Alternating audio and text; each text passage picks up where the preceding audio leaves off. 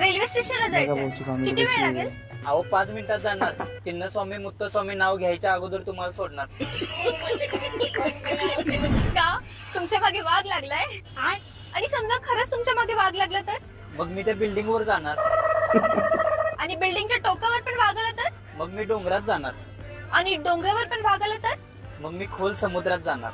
खोल समुद्रात पण वाघ आला तर? मॅडम तसं सांगा की वाघाचं आणि माझं इथं वाजवायचं. इथंच थांबलो असतो, कशाला तिकडे जातो.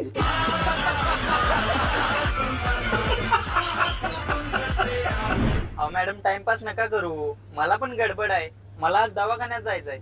आज माझ्या डोक्याचं ऑपरेशन आहे. तुमचं डोक्याचं ऑपरेशन आहे? मग तुम्ही रिक्षा का चालवताय? हो मॅडम, याचं काय ऐकताय? हा प्रत्येक वेळेला असंच सांगतो.